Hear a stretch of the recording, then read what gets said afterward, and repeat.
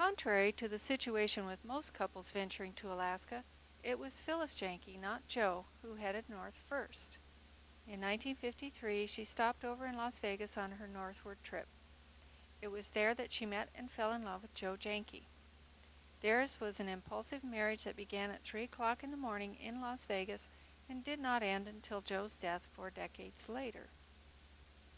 Upon marrying, it was decided that they would head back to Ohio and soon after Michigan to raise their family. However, Phyllis had not given up her dream of Alaska, and in 1958 she sent for a Times newspaper from Anchorage and found Joe a job with an engineering firm there.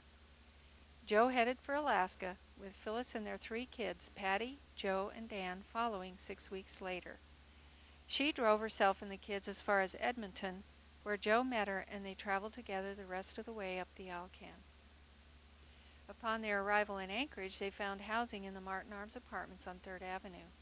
During the day, Phyllis enjoyed a bird's-eye view of the small planes taking off and landing at Merrill Field.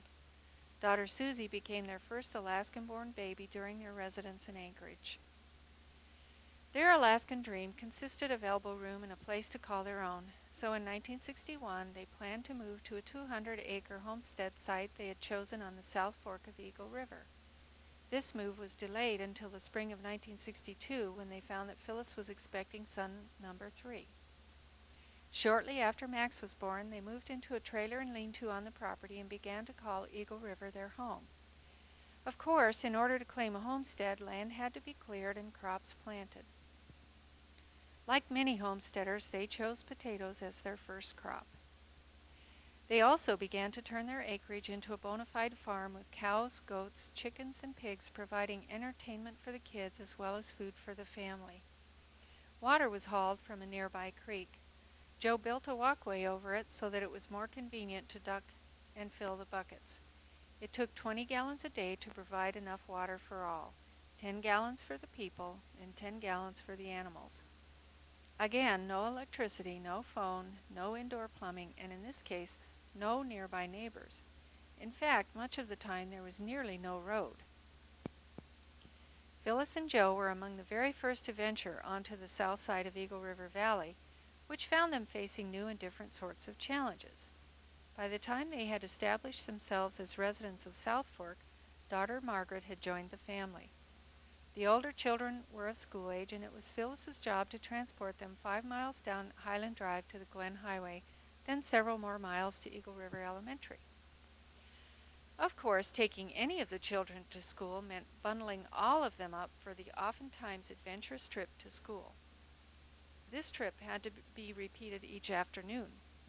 It is a testament to Phyllis and Joe's dedication to the education of their children, as well as to Phyllis's steady nerves and sturdy constitution, that she was able to make a trip down that road with 6 children aboard twice daily for 8 years. Finally, in 1970, a public school bus traversed a portion of the road, and Phyllis was able to meet the bus, shortening considerably her time behind the wheel. By the time this happened, the children all knew each dip and curve in the road by heart, and the older ones often helped the driver chain up the school bus. In 1965, Joe bought a brand new green and white 4x4 Ford pickup. It was immediately put to use on the farm in various capacities and served as Phyllis's new school bus. Of course, given its myriad and often challenging duties, it wasn't long before it had earned the nickname of Old Skid, Crash, and Burn. It was about this time, too, that Walter Pipple quit farming, and Joe was able to buy his old Alice Chalmers tractor for use on the farm. It still tilled soil for many years after that, and later doubled as a power for the buzzsaw that they used for cutting firewood. Phyllis heats her house solely with wood to this day, although the old barrel stove has been replaced with a more efficient type of wood stove. Her children would like to see her relax a bit more and are pushing for installation of a new furnace. Joe and Phyllis enjoyed most aspects of living on their homestead. In addition to other types of crops, Phyllis has always enjoyed the beauty of flowers and filled the yards with beds of color and fragrance. They enjoyed the self-entertainment that the rural life provided for their growing family, and the beauty of the surrounding valley, complete with babbling brooks and springs, nearby waterfalls, spawning salmon, and an abundance of wildlife to view, cannot be surpassed. In 1971, they added a new member to their large and active family. Alice Hess was struggling to support Tim and his 5 sisters after the abandonment of their father.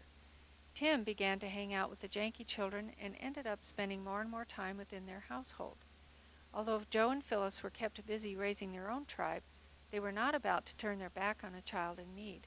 Before long, Tim claimed the Janke home as his own and remains a part of the family today. Phyllis wore a few hats besides those of wife, mother, homesteader, and bus driver.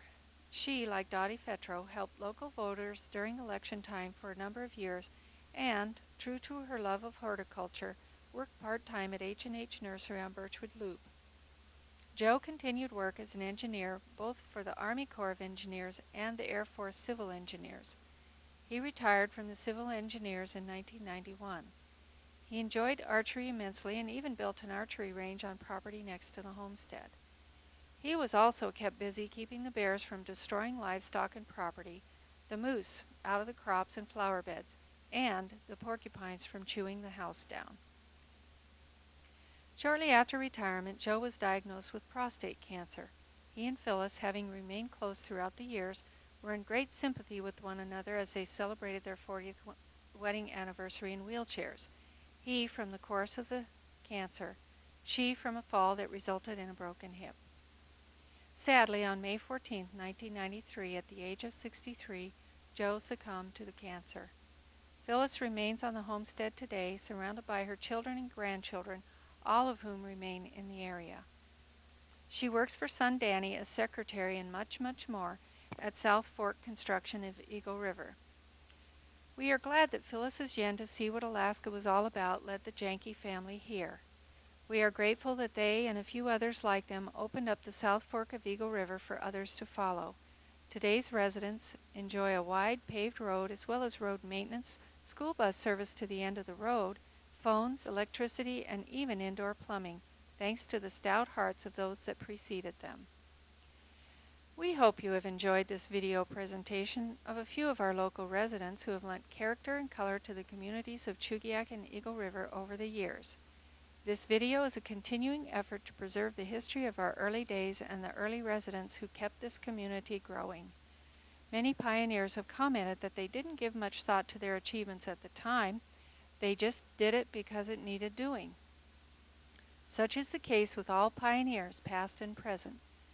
As you do what needs doing in your present life, take a moment to reflect and record those daily events.